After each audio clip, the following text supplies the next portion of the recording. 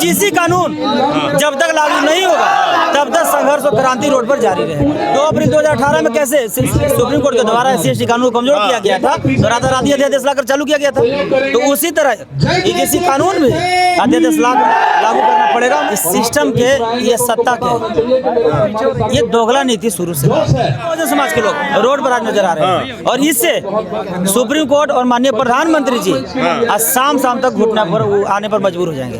हम लोग का बैरिकेड और दीवार नहीं रोक सकता है। जब जेल के दीवार नहीं रोक सका तो ये खुला मैदान का बैरिकेड क्या रोकेगा? एक अम्बेडकरवादी 1 करोड़ पर भारी पड़ता है। और शिक्षा बाबा साहब बोले थे कि वह शेरनी का दूध है जो जितना ही पिएगा उतना ही दहाड़ेगा। साथियों नमस्कार, हम दिल्ली के जंतर मंतर पर इस वक्त मौजूद हैं और आप देखेंगे कि ये जो पूरा जन सैलाब इस वक्त दिल्ली में मौजूद है वो है इसलिए कि जो बहुजन समाज की जो हकमारी की जा रही है यूजीसी में, और यूजीसी का जो कानून है उसको वापस जो रोक लगाई गई है उसको वापस हटाने के लिए, इस रोक को हटाने के लिए, वापस यूजीसी के तमाम गाइडलाइंस को बहाल करने के लिए यहाँ बड़ा प्रदर्शन हो रहा है। गोल्डनदास हमारे साथ हैं।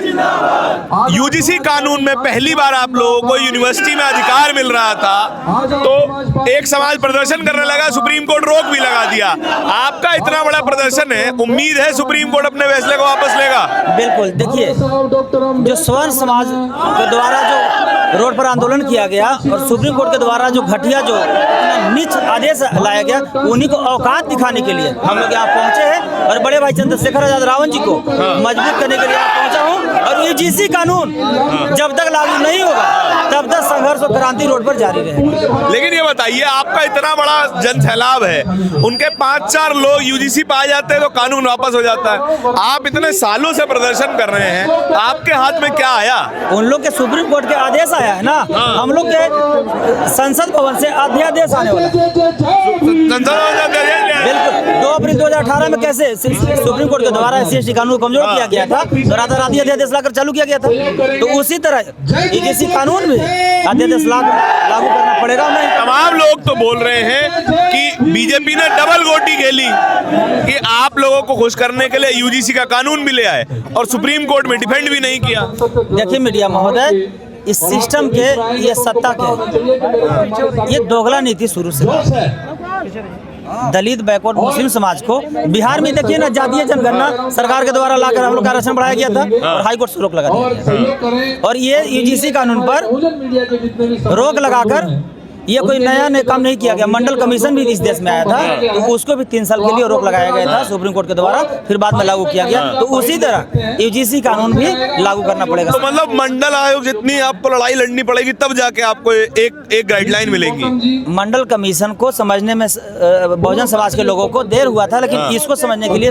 देर नहीं हुआ और पूरे बहुजन समाज के लोग रोड पर आज नजर आ रहे हैं। और इससे सुप्रीम कोर्ट और माननीय प्रधानमंत्री जी आज शाम तक घुटना पर आने पर मजबूर हो जाएंगे। मतलब आपका आंदोलन ये इतना बड़ा होने वाला है कि आज शाम तक? बिल्कुल। अभी बड़े भाई चंद्रशेखर आजाद रावण जी को आना बाकी है। ऐसा क्या कीजिएगा महाराज? यहाँ पे तो इधर बैरिकेडिंग है, उधर बैरिकेड है, आपको एक जगह पे महदूद कर दिया है और उनको हर यूनिवर्सिटी के बाहर प्रदर्शन करने की आजादी थी। यहाँ तो बैरिकेडिंग है।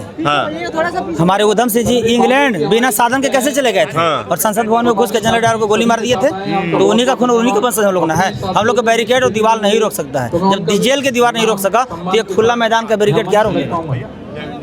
नहीं बताइए, आप लोगों के समाज के तो 141 सांसद अंदर हैं, चंद्रशेखर भाई भी उनमें से एक हैं। एक के अलावा कोई और बोलता हुआ नजर नहीं आता, उसके क्या कारण है? देखिए, हमारे दलित समाज में, बैकवर्ड समाज में, मुस्लिम समाज में 2 तरह के लोग हैं। गांधी जी के हरिजन और एक बाबा साहब के बहुजन हैं। जो बहुजन शेर हैं वो गरज रहे हैं, जो गांधी जी के हरिजन हैं वो सत्ता के जूठा चाटने के लिए और दलाली करने में। तो मतलब एक ही ऐसा शेर है जो आप वहाँ में बोल पा रहा है, वो भी 2.5 मिनट देते हैं उनको बोलने के लिए। एक अम्बेडकरवादी 1 करोड़ पर भारी पड़ता है।